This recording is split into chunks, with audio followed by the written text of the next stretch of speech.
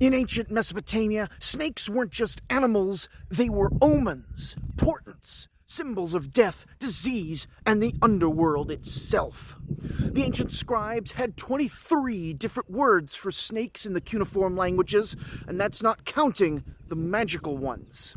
There's the stone snake, the dust snake, the blind snake, the Naira snake, even the snake of the Reba plant, each one carefully listed in cuneiform, side by side with the Ushumgalu, the great horned serpent.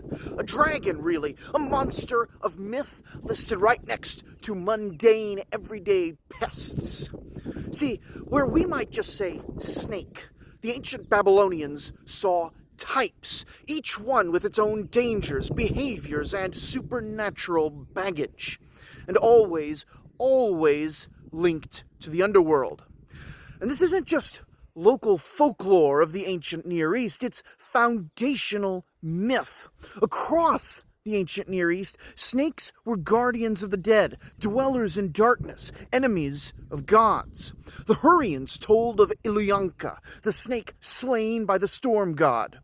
If that sounds familiar, remember the Hebrew Bible has a serpent who tempts Eve, and the book of Revelation has a serpent who becomes a dragon, the old serpent who is the devil.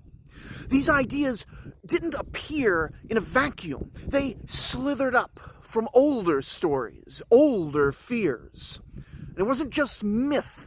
Everyday people feared snakes because they were everywhere, hiding in grain stores, lurking in walls. One bite could mean death. That's why we find dozens of magical incantations in ancient texts, all designed to ward off snakes. Some were prayers, some were spells. Some we think were chanted while physically driving the serpent away. But they weren't just fighting pests when they got rid of these everyday snakes. They were battling the forces of decay.